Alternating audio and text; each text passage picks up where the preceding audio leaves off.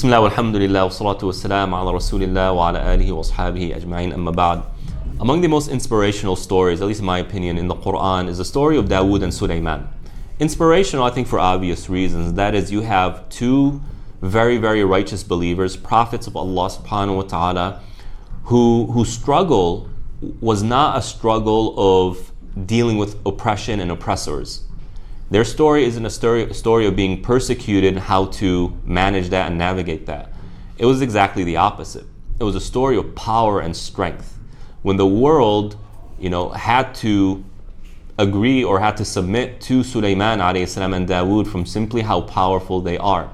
And on top of that, they did it for the sake of Allah subhanahu wa ta'ala. This isn't a kingdom, a monarchy as we know it, in a sense where it's self-fulfilling. It's for the purpose of, fulfilling one's desires for might and power and resources and whatnot. No, they did it to spread mercy. They did it to please Allah subhanahu wa ta'ala. And in Surah Ṣabr, Surah Al-Anbiya, Allah subhanahu wa ta'ala, He lists the blessings that He gave to Dawood and Sulaiman, from their wisdom to the ability to fairly and justly adjudicate between people, to some of their special abilities like the ability to control animals and jinn as part of their army, to dive, to employ others, to dive into the depths of the ocean to extract what was at that time very rare rocks like pearls. Allah subhanahu wa ta'ala taught Dawood alayhi salam a new technology, and that is chainmail. Allah subhanahu wa ta'ala taught Dawood alayhi salam how to bend metal, to shape it into different ways that is useful to them and gives them the upper hand, militarily speaking, on the battlefield. And in the midst of all of this, Allah subhanahu wa ta'ala says, فَهَلْ أَنْتُمْ شَاكِرُونَ? Are you grateful? And it's not just in this series of verses. Another place in the Qur'an, in Surah Ṣabr, in the story of Dawood and Sulaiman, Allah subhanahu wa ta'ala says, اعملوا آل داود شكرا. Act, O family and followers of Dawood alayhi salam, with gratitude. So gratitude is something that's being mentioned repeatedly in the story of Dawood and Sulaiman, the story of blessings and might. Shukr, gratitude, as linguistically speaking, the word shukr, the Arabs would use to refer to cattle, sheep, camels, cows, etc. in the springtime when it has an abundance of sustenance. When it eats and consumes, it becomes more plump and fattier. And so you would notice, you can observe an increase in the weight and the size of the animal. And so they would call this increase of size as shakara. And so from there, our religion takes this word, or the Arabic language takes this word to refer to gratitude. How and why? Because gratitude is not simply something that is expressed with the tongue. It's not simply something you say, but something that is observed in one's character. It's observed in their demeanor, in their conduct. So like a sheep being, when it increases in its weight, it's observable. When a person acknowledges their fortunes and their blessings, then gratitude is something that should be observable in their conduct and in their behaviors. And shukr is so key to our iman that Allah subhanahu wa ta'ala in some verses makes the opposite of shukr kufr, right? إِمَّا شَاكِرًا وَإِمَّا كَفُورًا إِنَّا هَدَيْنَاهُ السَّبِيلَ إِمَّا شَاكِرًا وَإِمَّا كَفُورًا. Allah subhanahu wa ta'ala talking about humanity. We're going to show them the way. We're going to test them. Are they going to be people of gratitude, or are they going to be people of kufr, of rejection? And even the word kufr is a type of antonym to shukr, because kufr is not acknowledging the blessing as a linguistic word. So it's as though Allah subhanahu wa ta'ala is saying, you don't have real iman until you have gratitude. And in another verse, Allah subhanahu wa ta'ala says, وَاشْكُرُوا نِعْمَةَ اللَّهِ إِن كُنْتُمْ إِيَّاهُ تَعْبُدُونَ. Be grateful to Allah, show gratitude to Allah subhanahu wa ta'ala if you truly worship Him. And there's something extremely important about gratitude when it comes to one's relationship with Allah subhanahu wa ta'ala. And these verses are saying you're not a real believer if you're not grateful. You're not really worshiping Allah if you're not grateful. So what's going on here? And we see in the story of Dawood alayhi salam. How does this all work? Gratitude is the recognition of a blessing. That this thing is a blessing to me. But in order for it to be seen as a blessing, the person must have enough humility to not see it as though they are entitled to it. They also need to feel that they are in need of it.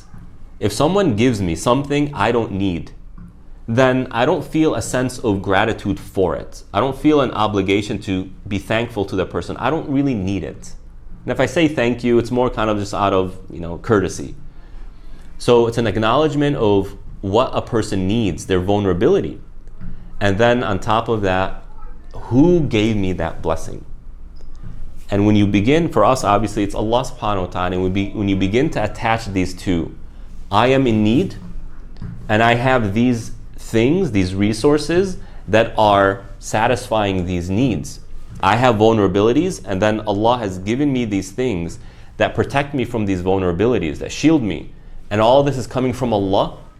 Then what happens is the world around me, these blessings become a reminder to me of Allah subhanahu wa ta'ala. And so gratitude is perhaps the quickest path to seeing Allah subhanahu wa ta'ala in one's personal life, to feeling the relevance, is very important, to feeling the relevance of Allah subhanahu wa ta'ala in my life, and to feeling the warmth and the rahmah and the compassion and the guardianship of Allah subhanahu wa ta'ala in my life. It's easy to say, be grateful to Allah. But if I don't see what Allah is giving me, I don't see the blessings, then any expressions of gratitude to Allah subhanahu wa ta'ala becomes very shallow. It becomes very, I'm saying this because I'm supposed to. No. Shukr is something you are meant to feel. You are meant to experience. And so Dawood alayhi salam, Sulaiman alayhum salam are being told, be grateful for what you have. Why? So that you can see Allah subhanahu wa ta'ala in your day-to-day life. Imagine Dawood, he has this palace, he has these armies, he has everything around him. And now everywhere he looks is a reminder to him of how much Allah subhanahu wa ta'ala cares about him. Of course, Dawood alayhi salam is going to have a strong relationship with Allah subhanahu wa ta'ala. Of course, when it's time to do salah, he's going to race to it because he wants to be in conversation with the one who's shown him so much warmth, so much support, so much blessings. Now, one person might think, I don't have that much. I have very little. I'm going through difficulties. Well, blessings of Allah subhanahu wa ta'ala don't only come in the form of material.